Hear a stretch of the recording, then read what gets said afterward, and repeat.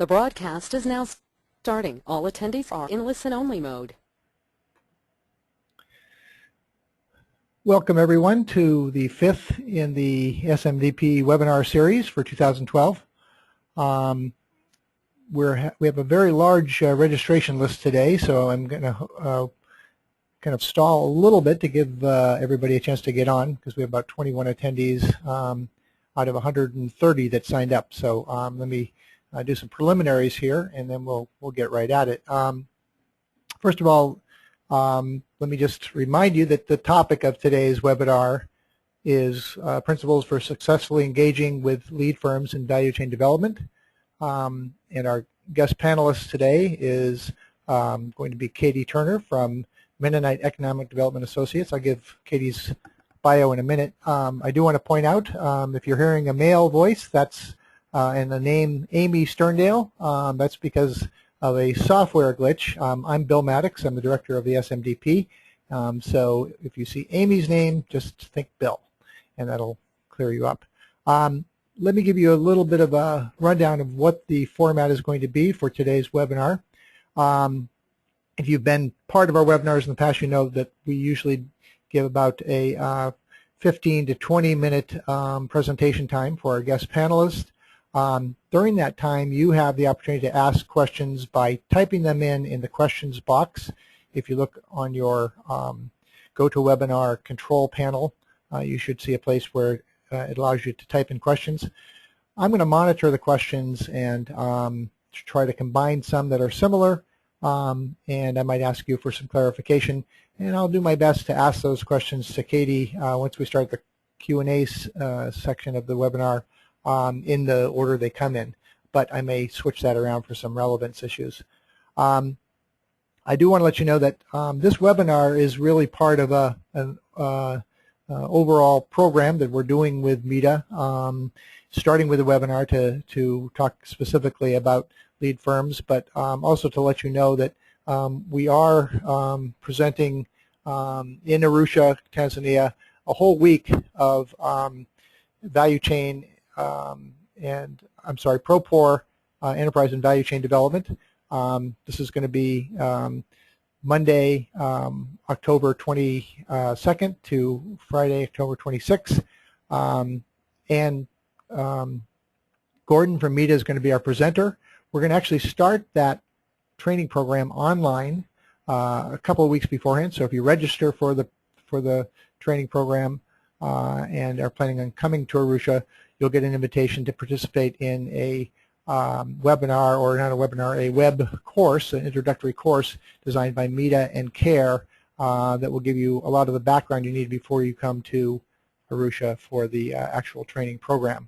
I'll give you a little more details on that at the end of the webinar, and some details about future webinars that we're going to be doing over the next few months. But without further ado, I want to introduce Katie. Katie Turner is a senior consultant, project manager in MEDA's Agriculture Market Linkages Department, developing and managing projects with the goal of integrating micro and small entrepreneurs into profitable and sustainable value chains. This includes a strong focus on small enterprise and value chain development in MEDA's agriculture and rural development projects in Nicaragua, Peru, Ukraine, Pakistan, and Mozambique. Most recently, Katie designed and is currently overseeing an innovative $2.5 million project funded by CETA and IADB, which supports agriculture technology suppliers in Peru and Nicaragua. She also carries out short-term consultancies on value chain analysis and program design for a variety of clients, including Aga Khan in Tajikistan, Codespa in Ecuador, World Vision in Armenia, and Heifer International in Armenia and Haiti. Katie has strong field experience coupled with extensive knowledge of gender, technology adoption, and microfinance as they apply to rural development. Katie holds a BA in economics from Wilfrid Laurier University and a postgraduate degree in international development. She's fluent in English and Spanish. Today it'll be in English. And we've had we at the Sustainable Microenterprise Development Program have had a partnership with MEDA for several years. We really respect the work they do, and I think they share very much our vision of sustainable development and really working directly with stakeholders to have as much access as possible to economic development tools. So I think this, from the popularity of the registration of this webinar, we know this is something there's a lot of interest in, and we're really excited to have Katie to be with us today. I'm going to do a little switch over to bring onto your screens Katie's presentation. I'm also turning over the control of the program, the mouse, to Katie. So hopefully you should see Katie's screen. And Katie, can you talk so I know that you're there? Hi, Bill. Okay. Can you hear me? Great. I can hear you. Great. Great. So hopefully everybody can see Katie's screen, can see the presentation. And Katie, when you're ready to go, we're ready. Great. Thanks a lot, Bill. And hello, everyone. It's nice to be with you this morning or this afternoon, whatever your time zone is. As Bill mentioned, I work with MEDA and based in Canada, but lots of experience in different countries around the world. And MEDA has a very strong experience with value chain development, which includes working with lead firms. So it's really great to be able to share some of that experience with you today. I should mention before beginning that this is a very high-level overview of lead firms, given the amount of time that we have today. But at the end of the presentation, you'll see that I have included a variety of resources, websites that you can take a look at that have more extensive information about working with lead firms. So hopefully that will be helpful to you. So to start off, many of you are likely very familiar with value chain development approach. And as you may know, working with lead firms is one aspect of this approach. So essentially, what I'd like to do today is just review some of the overarching reasons for working with lead firms, how will that benefit your programs, and then do an overview of some of the ways that we choose the lead firms that we work with, and some of the tools that we use, and then quickly review some of the best practices. Sounds great.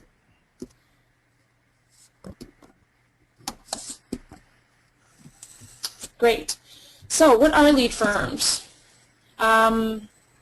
Typically, we define lead firms as small, medium, and large firms that have forward and backward commercial linkages with the targeted MSEs that we're going to be working with, the smallholder producers that we'll be working with in our development projects.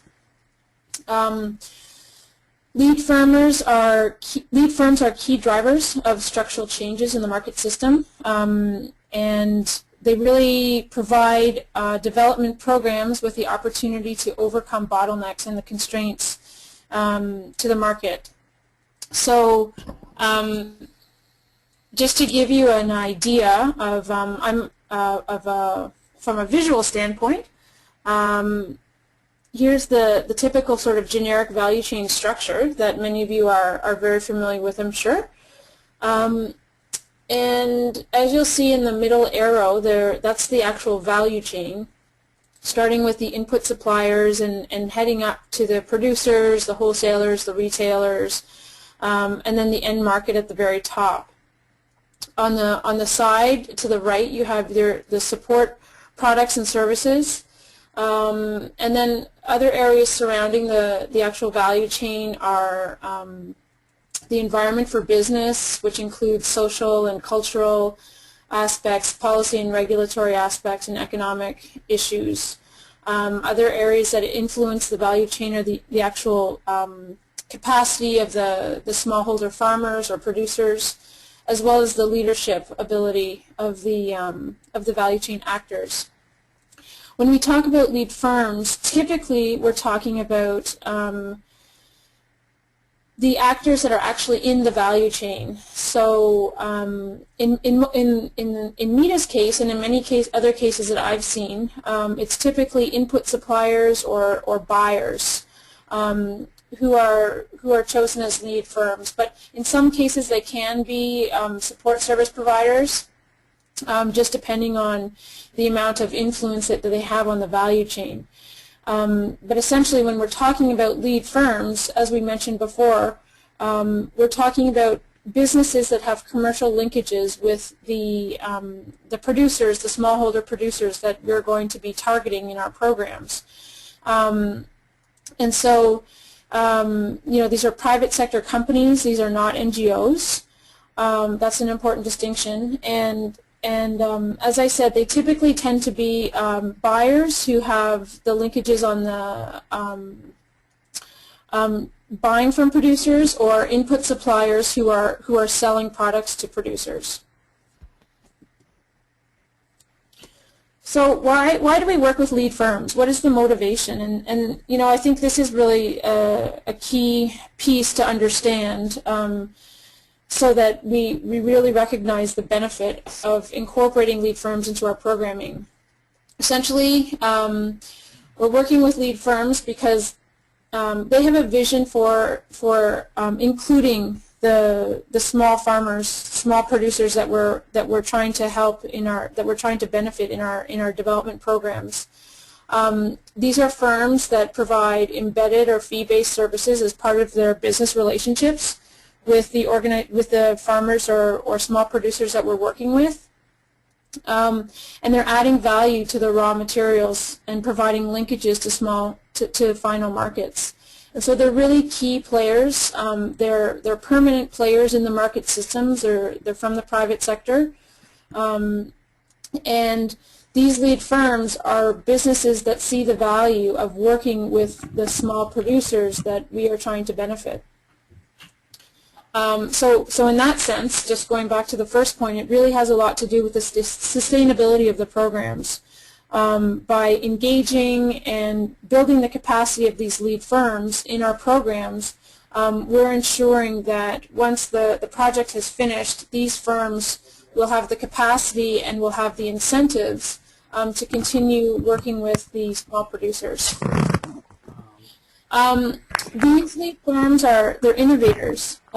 These are companies who recognize the benefits of working with small producers.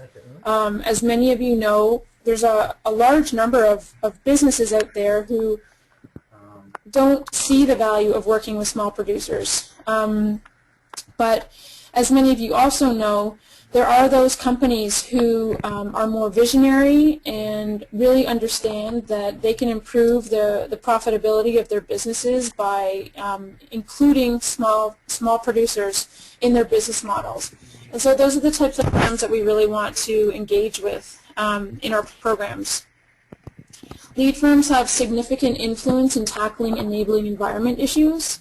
And this is really key because in addition to trying to benefit the small producers that we're working with, we also want to benefit the entire value chain itself, the entire market system, to increase the competitiveness of the entire market system. And so, these lead firms have the ability and have the influence to be able to do that. They might be part of industry associations, they might be chairing those associations, and so they're really aware of different issues within the sector, and they have that ability to influence. So when we're talking about actually engaging with lead firms, there's kind of three key steps that we can look at. First, we want to select the lead firms that we're going to work with. We want to act as facilitators in that relationship, and then we also want to structure agreements, have specific structured agreements that really lay out the different elements of the relationship that we as the development organizations will have with the lead firms that we're working with. And as you can see at the bottom there, monitoring and managing is something that will happen throughout the entire relationship that a development organization will have with the lead firm. So we're always going to be monitoring that relationship, managing that relationship to make sure that it's having the desired effect and it's achieving the objectives that we have. So how do we select the lead firms that we want to work with? One of the first things we do is we need to develop criteria. And it's important to have an idea of what type of criteria we want to develop so that we really understand how, what the basis is that we are going to choose these lead firms. Some examples are companies that have commercial linkages with large numbers of SMEs, MSEs. This really ensures that we have large impact. As you know, in value chain development, we're really trying to have high reach. We're not just trying to work with a few hundred producers. We're trying to reach thousands of small farmers and small producers. And so making sure that we're working with businesses who have linkages with large numbers of these small producers is really critical. We want to make sure that the lead firms have sufficient financial strength to make the required investment. So a really key part of working with lead firms is the fact that they will be investing in the value chain, in the sector themselves. The development organization, also known as the NGO that is leading this the development project, will also be making some financial contributions, but the majority of the investments will come from the lead firm. And so we want to make sure that we're selecting lead firms who actually have that financial backing to make those investments. And obviously that also is linked to the sustainability of the project, because if the lead firm itself is investing in the sector, then the initiative is far more likely to be sustainable versus if it's more the development organization who's investing in the sector. We want to work with lead firms that there's strong demand for their products or services that they're offering. So as you know, value chain development is based on a demand-driven approach. We're really looking at promoting sectors that have high demand.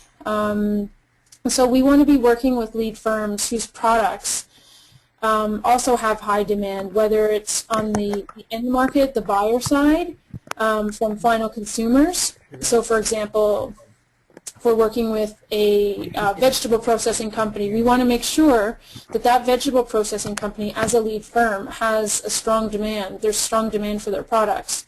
If we're thinking about an input supplier who is selling equipment to small farmers, we want to make sure that there's strong demand from the producers for those products.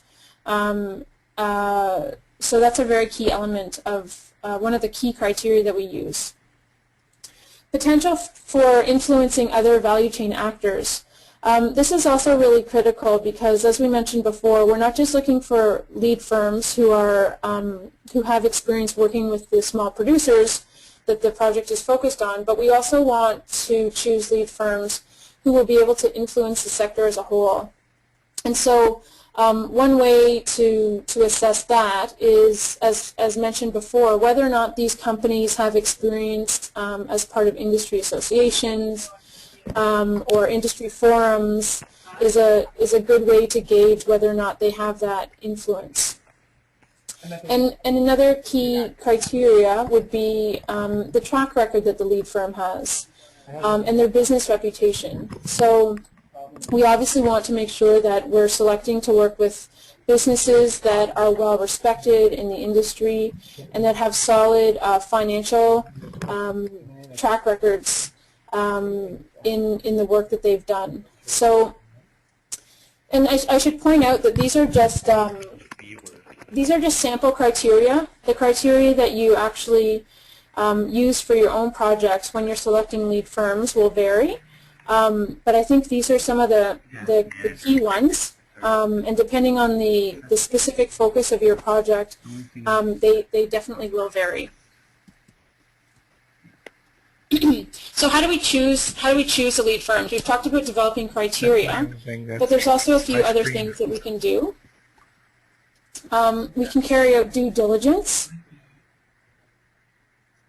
So, excuse me, that relates to looking at their financial statements of the lead firms, doing reference checks, doing in-depth interviews with the lead firms, and this is really a good opportunity to ask key questions to really understand the lead firm's business, to get references from other companies that they may have worked with in the sector, to see what that working relationship was like. And obviously looking at their financial statements will give us a good idea of their ability to, as a stable and profitable company. And one point to mention here is that, you know, it's good to keep in mind that the development organization, the NGO who's implementing the project, is looking for lead firms to work with, and so, you know, we do some type of due diligence to make sure that these are reputable companies, but we also have to remember that these lead firms will also be very interested in understanding what the development project that we are carrying out is all about, and what our organization, us as the NGO, what our experience has been in working with lead firms, what our incentives are for working with lead firms, and you know, we need to develop that credibility as well, because these will be relationships that we have throughout the, you know, for a certain amount of time during the project, and so we don't want just to be the ones asking these questions for the lead firms, but we also want to be providing them with information about our organization and sort of the vision that we have for working with them. Other tools that we can use for choosing lead firms are stakeholder meetings, and so typically the assumption is that we will start to choose lead firms after we've carried out a value chain analysis, where we've already carried out some detailed market research, and, you know, looked at the constraints and developed solutions and interventions. So during these stakeholder meetings, it's an opportunity to share the findings of the value chain analysis and allowing these lead firms to emerge as leaders. So it's an opportunity to get all different value chain actors together in one meeting, and to naturally allow that, to facilitate such a meeting and to allow those lead firms to really emerge as the leaders. Another tool that we can use is requests for applications. So as opposed to sort of you know, hand-picking the lead firms that we want to work with, we make it an open call for lead firms, which basically involves issuing a request for application publicly and distributing and advertising this request for application, which includes the different criteria that we've developed, specifically what we're looking for, and also advertising who we decide to select as lead firms after we've done the due diligence. And we want to make sure that this is a very transparent process, that it's open to all organizations who are interested, and even more importantly that we ourselves as a development organization are very aware of what type of organizations we are looking to work with, so that, you know, we can really be sure that the applications that we receive are responding very directly to the criteria that we've developed, so that we can find good fits. So those are some of the tools that we can use for choosing lead firms. My webinars. And this is just a quick visual, which mentions some of the phases of the value chain design process that I was referring to before.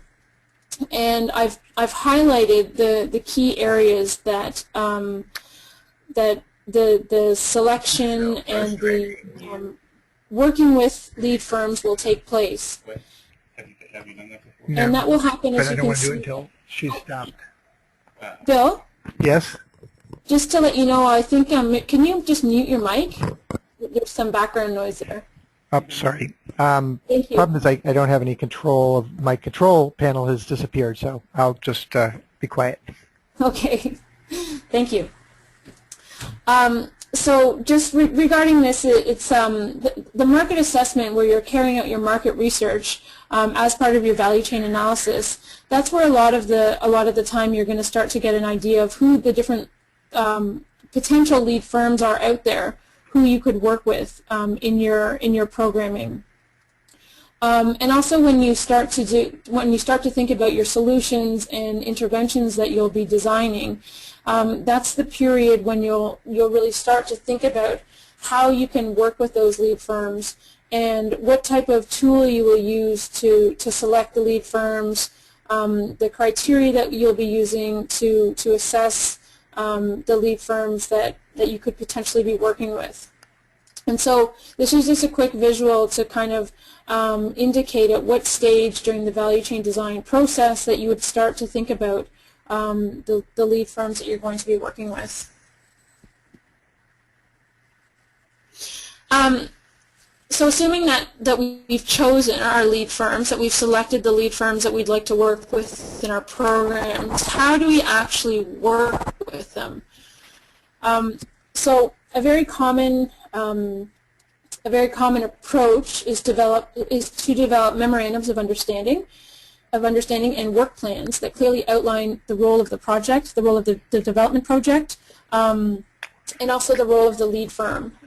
And these are really critical in making sure that the relationship is very clearly defined, and that the lead firm in particular is aware of specifically what responsibilities they have and what role they will play in the development project. So these memorandums of understanding, what I've seen happen and some common practice is to develop an umbrella memorandum of understanding which basically outlines sort of a general relationship that's been established between a development organization and a lead firm. And then as you identify specific areas in the project that this lead firm will contribute to, you can develop more specific tasks or include addendums to that memorandum of understanding, which really specify the specific areas or specific initiatives that the lead firm will take part in. And this really allows for a more flexible platform for cooperation, as you have the sort of the umbrella MOU, which is sort of an ongoing agreement, and then once you identify specific initiatives that the lead firm will do, you can add addendums to that more general MOU. And so some key components to include in the MOU are the statement of purpose. So what is the purpose of the MOU? Establishing the relationship, essentially what is the role of each party? This is between the development organization and the lead firm. So we want to be very clear on what the role of each organization will be. And we also want to identify specific people in each organization that will be responsible for carrying out this initiative. It's really important to do this so that we have accountability and we understand who from each organization is kind of the go-to person to carry out the initiative. We want to describe the activities, obviously. We want to talk about cost share contributions. So cost share is a big part of working with lead firms. It's one element that's very important to consider, because essentially what we're trying to do is, as the development organization, we're trying to encourage the lead firm to invest in a value chain where they can have a very positive impact on the small producers that we're working with.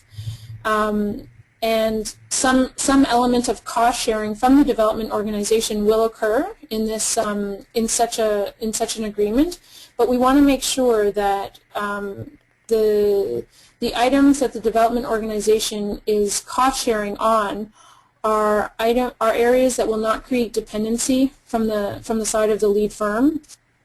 and that will really encourage them to, especially at the beginning of the relationship, that will encourage them to invest themselves in areas that they might not otherwise invest. So typically, from my experience, some justifiable cost share items from the perspective of the development organization are capacity building for lead firms, the initial training and demonstration of when they're working with small producers. So the development organization supporting those costs to carry out different training and demo plots, that type of thing. Also market research, things like market research when the lead firm is perhaps carrying out market studies or market assessments to understand target clients or developing business plans. Those are some costs that would be justifiable from a value chain development perspective, because they're really building the capacity of the lead firm, but they're not creating dependency.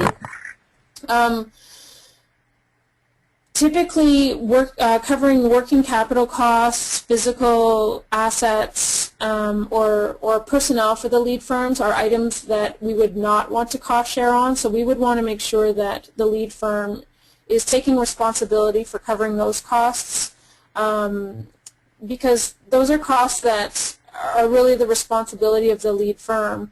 And if the development organization is covering those costs, and it's more likely that that will lead to more of a dependency relationship, which is definitely something that we don't want.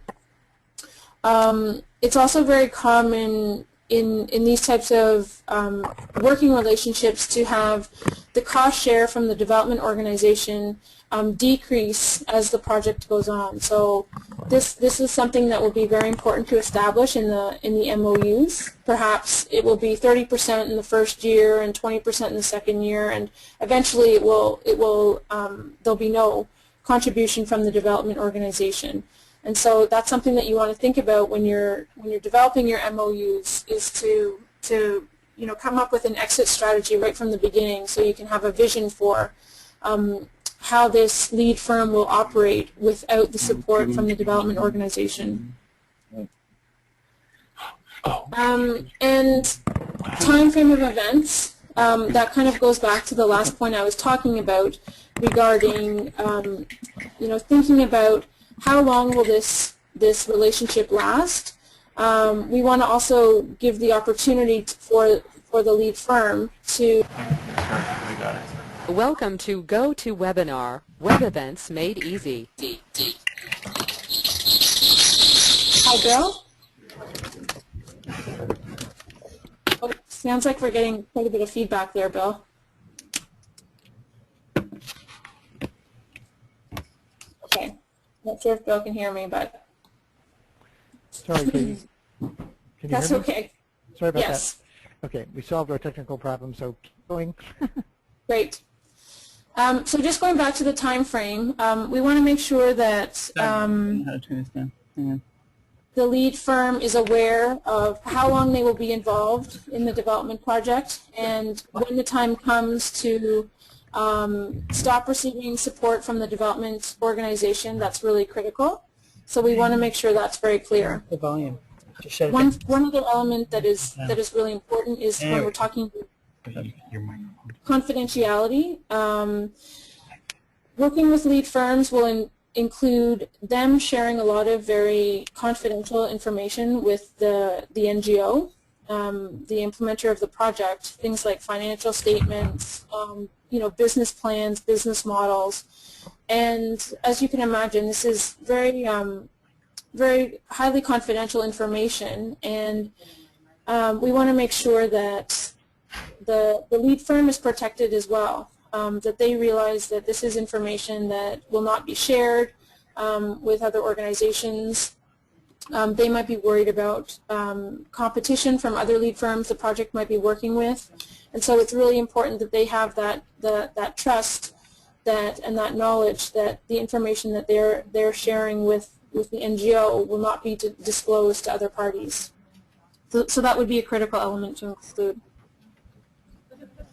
Now let's talk about a sample intervention that a development organization such as an NGO might do with a lead firm that they've chosen to work with. So one such example could be supporting lead firms to hire technical specialists that would provide required expertise to the lead firm. So we might find that a lead firm has a weakness in a certain area, that they require some capacity building in a certain area, perhaps developing a revised business model, and that they need a consultant who can help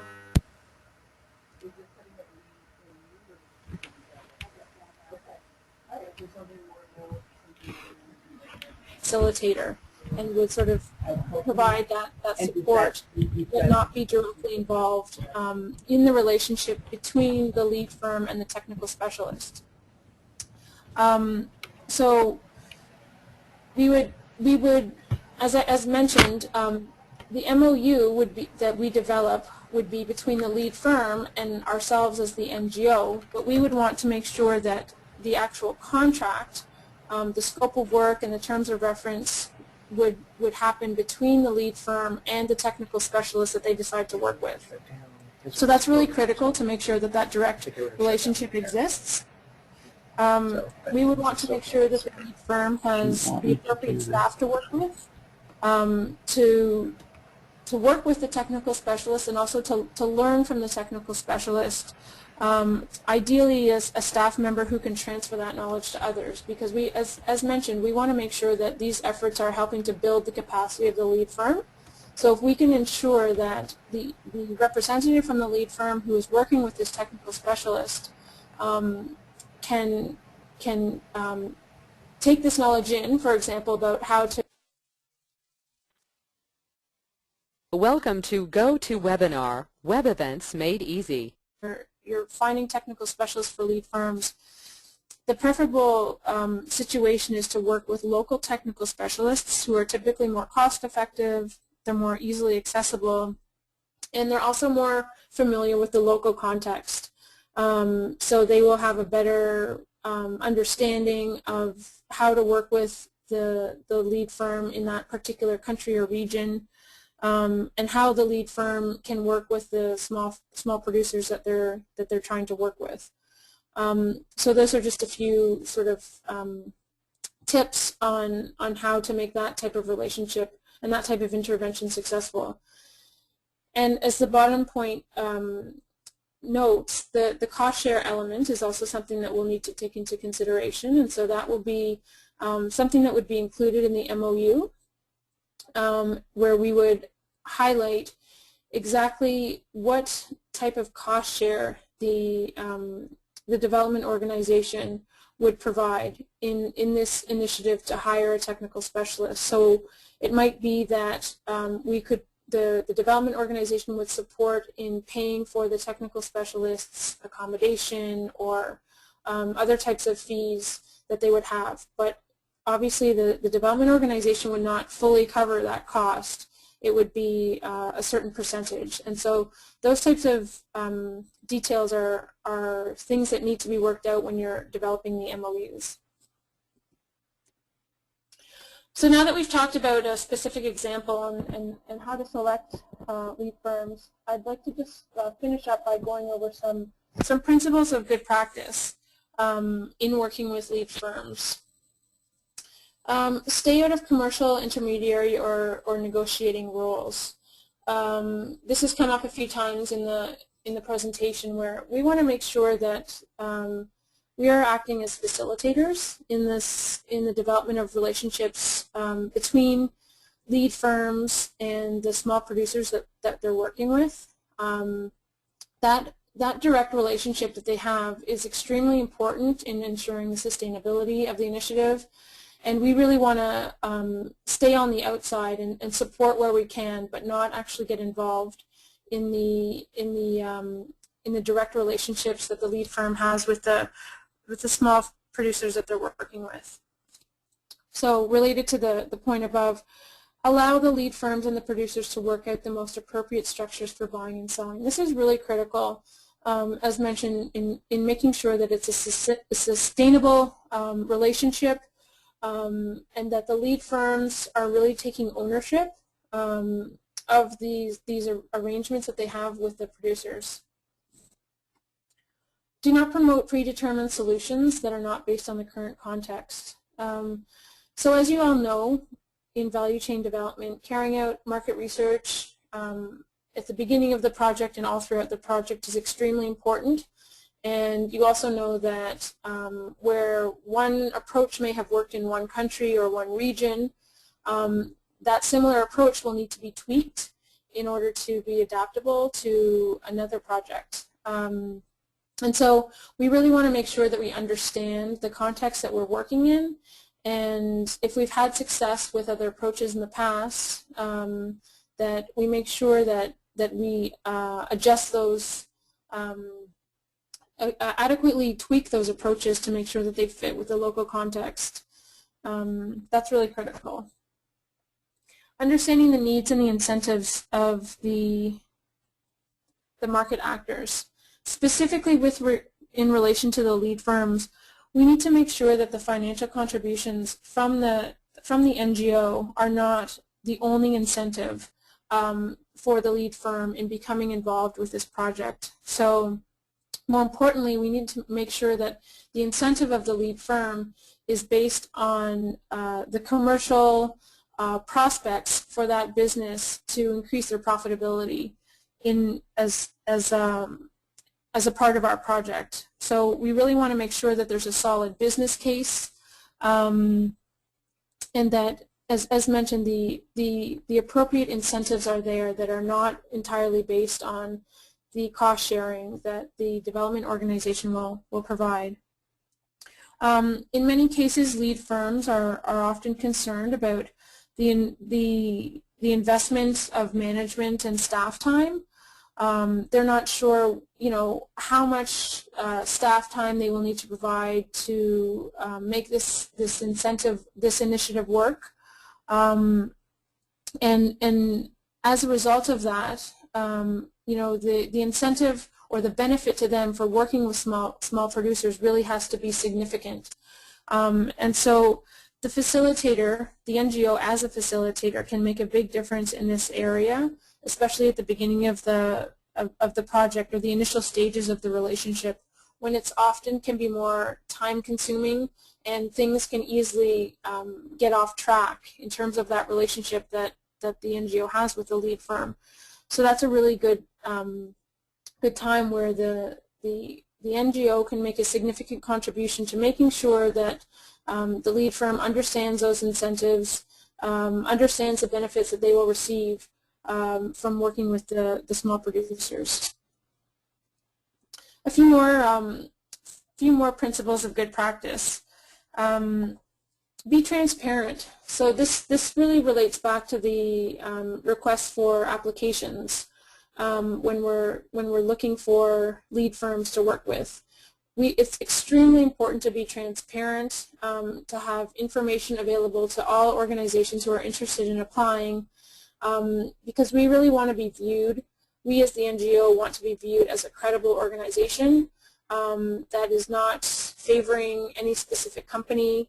So it's extremely important to make sure that the criteria that you're using to grade these lead firms are publicly available, whether it be on a website or some other form, that the deadlines for application, those dates are very clear, that the process that you're using to evaluate these lead firms are clear, and that the results are clear. So this is really important in establishing the credibility of the development organization. Avoid doing too much too soon. So this is also really critical. You don't want to introduce a range of services on day one. That's just not going to work. So what you want to do, especially when you're working with a new lead firm, is you need to develop a certain level of trust between the NGO and the lead firm before you can actually start to carry out specific interventions. And so just recognizing that process of trust building is really critical to the relationship that you will establish and with the lead firm throughout the life of the project is is really key. Ensure sufficient due diligence is conducted. You want to make sure that they have a growing market for their product, not to mention that the capacity and the willingness to invest in the supply chain is there. So it's really key that you conduct your due diligence obviously before selecting these lead firms, and that you have specific tools that you're using to carry out this due diligence, whether it be in-depth interviews, analysis of their financial statements, etc. Introduce competition. As you all know, as part of value chain development, we're looking at not just working with one company. We're not looking at, making small producers sell only to one company. We're looking at developing the entire competitiveness of the sector, which means working with multiple lead firms. The more lead firms that are out there, the more buyers that are out there, that forces businesses to be more competitive in their prices, which is beneficial for the small producers that we're working with. So that's really key. We also obviously want to make sure that we're not increasing the dependency of producers on one buyer. So that's why it's important to introduce more lead firms. Keep lines of communication open. So as with any partnership, having stakeholder meetings, a management plan and committee with designated leads who represent each party, for example, the lead firm and the development organization, are ways that you can keep the lines of communication open. And so, as mentioned before, that whole process of developing the trust between the lead firm and the development organization is really critical. And whereas in the past I've seen where sometimes the focus is more on the actual results of that relationship between the lead firm and the development organization, but there hasn't been enough focus placed on actually developing that relationship so that those results are able to be achieved. So that's also really critical. So just to close, I hope this webinar was helpful. And as mentioned, it's just a very high-level overview. These links here provide much more in-depth information on approaches to working with lead firms, including examples and much more specific information. And so I think this will be really helpful to anyone who's interested in delving a little bit more into this topic. As Bill also mentioned, the ProPOR enterprise development course that will be taking place in Tanzania later this year, which will be facilitated by Ann Gordon from NIDA.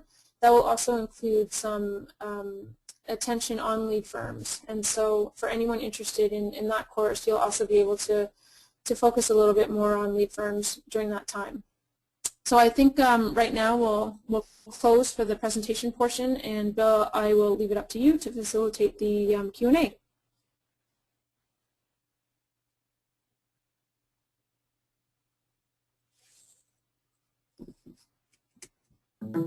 Bill? Hi, can you hear me? Yep. Okay. I'm sorry to say that we've had technical problems on our end, which means that I actually lost my control box, so I don't actually have any of the questions. I can't even see the GoToWebinar screen. So I'm just going to try a quick experiment, which is okay. If you could turn the screen control back over to me. Do you have something on your screen that says turn the control back over to me? Stop. Change presenter, perhaps? Yes, change presenter. Let's try that. Okay, it's going to Amy Sterndale. Okay. You're probably seeing my screen. Nope. The questions are right here? Yep, but I can't actually see the questions. So I think we're not going to be able to do the question and answer part of this webinar, unfortunately, unless, no, we can't because there's no way that I can see the screen. I really apologize. What I would suggest is if people want to email their questions to me, I'll be happy to pass them on to Katie and get them answered. I really apologize. I've been trying to solve this. Oh, wait a minute. Maybe I can get the questions here. We just opened up another computer. Yes, okay. The last minute, we've been able to get the questions. There's only a few. Sorry, let's see. With two or more lead firms in a given value chain, what are your thoughts on bringing them together, work with development organizations and the small producers? And this is from Ben Adam. Did you get that, Katie? Yep. Well, if I understand your question correctly, 2 is a good number to start with, but as I mentioned in the presentation, typically working with more lead firms is considered a good thing, as long as you consider the amount of resources that the project has available. You don't want to stretch yourself too thin in terms of working with too many lead firms that you have the actual capacity to work with and to support. You also want to take into consideration the fact that bigger does not necessarily mean better. So sometimes the assumption is that working with a larger lead firm is better than working with a smaller lead firm. And while typically that might be the case, you do want to carry out your due diligence to really understand not just the size of the organization, but the influence that organization has over the value chain, over the sector that you're working in. You might want to try working with lead firms of differing sizes. And so I would say that you'd want to try and increase from the 2 that you're currently working with. You'd want to try and increase that number so that you can provide the small producers that you're working with more options of either organizations that they can buy from or that they can sell to. Great. We did have a couple of requests for the slide presentation, and what we'll do is we'll turn it into a PDF and we'll put it up on the screen, so you'll get both video recording and audio recording of the entire webinar and the screens as Katie went through them, but then you'll get access to the PDF of all of the screens. That was an answer to also Ben's question. Let's see. I'm going to go to a question by Peter Samuelson, who says, I think there's too much focus on the end market. If there is, why not start with a market study in the South and go from there? This is Peter Samuelson. Okay, good question. The lead firms can be on the buyer side. Companies, processors that are buying from small farmers. They can also be, as mentioned, input suppliers. So companies that are selling products to the small producers. And as you mentioned, the market study is extremely important and should be carried out before deciding which lead firms you're going to work with, because you want to make sure that you have a really good understanding of how the sector is operating and what the relationships are between the different players, not just the lead firms, but between government and support service providers, the actual relationships between the value chain actors themselves, both on a horizontal and a vertical basis.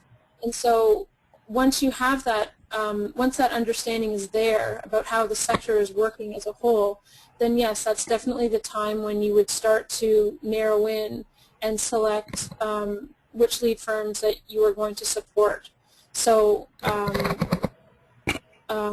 I definitely agree with your statement that the market assessment needs to take place first. And then there was actually a follow-up by Ben Adam. He said, I'm thinking of the relationship between these lead firms within the value chain. I'm not sure I understand that question. Okay, I'll ask him re-ask it again if we have time. Let me move on to Amanda Cassidy has asked the question, thanks for the presentation. How are NGOs able to manage relationships with multiple lead firms that are competing with each other? Good question. Great question. And yes, that's an area that needs to be managed very, very carefully. And I think there's a few different aspects of that. One of which is the transparency piece and making sure that it's clear to all different lead firms who are working with the NGO that there is no favoritism, that all lead firms are being treated equally. It's also extremely important to stress the confidentiality piece, that information that the lead firm shares with the NGO will absolutely not be shared with other organizations or businesses. In some cases, depending on the level of competition, you might have lead firms selected in different regions, and that just depends on the dynamic between the lead firms and the dynamic within the value chain. So, and also obviously depending on where your project is operating, it might make sense to have lead firms working in different geographic areas. So those are a few different elements to consider. But definitely it's extremely important to consider those points. Okay, I'm going to go back to Ben, Adam, because he has clarified what he was asking before. What I mean now is to manage relationships among lead firms within the value chains, i.e., for example, input suppliers, processors, and buyers. I think, if I understand you correctly, you're talking about managing the relationship that those lead firms have with each other, which is a great point. And I think that one piece that is really important when you're working with lead firms is to make sure that they understand the vision for collaboration, not just between themselves and the NGO, but the vision that the NGO has for the way that lead firms are going to collaborate with each other. And it's obviously really important that they understand the benefits of not just working with that project, but what are the benefits to them for working in a project that is supporting other lead firms. And I think holding stakeholder meetings is a good way to facilitate that communication, so that that provides a forum where the NGO can be facilitating those meetings and really explaining this is the vision that we have for how this sector will function, in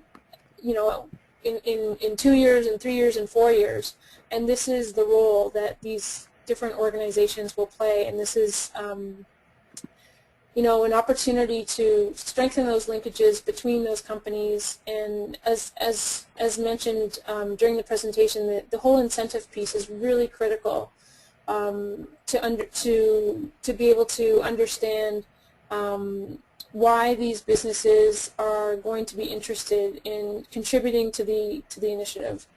So I would say that having stakeholder meetings, having different committees, and making sure that there's key representatives selected from each lead firm who are always present at these stakeholder meetings, where relationships can be established with these individuals on an ongoing basis, who are aware of how the lead firm is contributing to the NGO's initiative, and those individuals can also be in contact and developing relationships with representatives from other lead firms. Okay, Samuel Ndonga has asked, how do you address the issue of access to finance for lead firms? Great question. Access to finance is an area that's quite likely that you're going to have to address. And even though one of the criteria that we usually look at and include in when selecting lead firms are organizations who have sufficient financial resources to be able to carry out the interventions that we're thinking of. It is very common that you will need to provide some sort of support to these lead firms. The support would obviously not be directly from the NGO, but you would want to facilitate, depending on the needs of the lead firm, you would want to facilitate a relationship between that lead firm and a financial institution, an MFI, a bank. Depending on what the needs are, you might hire a consultant to work with the lead firm and the bank to develop a special a loan, and you might even provide some sort of cost share from the development organization to facilitate the support that the lead firm needs, with an exit strategy, of course. But I think the key piece is really understanding what the needs are, and then identifying the best and most sustainable way for the development organization to support the financial needs of the lead firm. And typically what we've seen, as I said, is hiring a consultant to carry that out. And you know, the lead firm could help to identify what are the banks, microfinance institutions who are best suited to provide support to the lead firm, and then could facilitate that relationship. Okay. Let me see. We have a couple that are similar.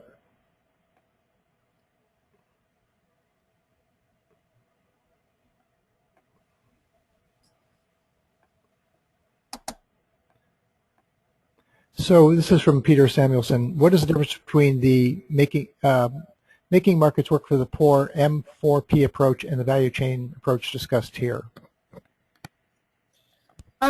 To be honest, the approaches are extremely similar. They use some different terminology, but the real key principles of private sector development, of capacity building of local partners, and the end market driven approach are similar across both of those both of those approaches. So from my experience, the difference is more just in the terminology that is used to describe the different methodologies. But essentially they're representing the same key principles of ensuring the sustainability and the contribution of the private sector in economic development activities. Terry Shuro has asked a question. Says, good presentation, Katie. And from your experience, is it possible or advisable to facilitate creation of lead firms where conditions suit support, to support the lead firm and gradually pull out? If I understand the question correctly, you're asking whether or not it's advisable to work with lead firms and as the project goes on to pull that support out, so that by the end of the project the NGO will not be supporting the organization, the lead firm. And that's definitely the way to go. You want to be at the beginning of the project, where typically the support required to the lead firm would be the highest. That's when the NGO wants to really be contributing the most, and gradually as the project goes on, that support will be should be reduced. That's an area that can be outlined in the memorandum of understanding. 30% in the first year, 20% in the second year, and on until the lead firm is operating completely independently and without the support of the NGO. So I think that's something that needs to be made very clear to the lead firm right from the get-go, so that they understand what the contribution from the NGO will be. And it's extremely important that the reason for the lead firm being involved in the project is for their own commercial interests, and is not based on the fact that is not solely based on the fact that they'll be getting support from the NGO. And that's extremely important to the making sure that the lead firm is operating out of their own their own interests, and not only based on the fact that the NGO is going to be providing some level of support. Great. I think that's pretty much all of the questions. I really appreciate you bearing with me, and we were able to ask them, so thank God. I want to just thank everybody who was listening also for your patience. We did have some technical difficulties, but I think we've solved them. And I really appreciate the time and effort Katie has put into this. Now, Katie, if people wanted to contact you further for other questions, could they do that? Yep, that's no problem at all. Just I will let you know that I am out of the office until the end of July, so I will get back to you once I return to the office after that. Okay, so if you have questions for Katie, then ask them after August 1st. And as Katie mentioned and I mentioned previously, we are going to be offering in Arusha, Tanzania from October 22nd to October 26th ProPOR Enterprise and Value Chain Development with Ann Gordon from META. Ann is going to be presenting this week-long course starting with about a 25-hour online course about 2 weeks before that was developed by CARE and META. And you're invited to, if you sign up for the face-to-face course, to be part of that online course as well. Also want to let you know that we do have upcoming webinars in August. On Wednesday, August 15th, Paul Rippey from savingsrevolution.org is going to be presenting savings groups as a platform for other development interventions. I'll be sending out promotional information about that, give you the details, and if you watch our website in 2 or 3 days, you'll see a description of that webinar. And in October, Wednesday, October 3rd, Candace Nelson, who's the Senior Technical Advisor for Microfinance Opportunities, will be presenting financial education on the pathway to financial inclusion. And we should be, within about a month, announcing a whole new set of webinars beginning in November, going through 2013, that we invite you to join. I also want to remind you that all the webinars are available on the SMVP webinar site. You can view and watch the webinars. In most cases, there's one particular situation with Malcolm Harper. We didn't actually get the view part, but you get to see his PowerPoint and listen to it anyways. And this particular webinar will be up in about 4 or 5 days, so you'll be able to hear it and see the PowerPoint, which will actually be a PDF that we'll put up there along with it. Thanks again for everyone's patience. Thank you, Katie, for your effort on this, and have a great vacation, and everyone have a great day, afternoon, evening, wherever you are. Thank you very much. Bye-bye. Thanks, Bill.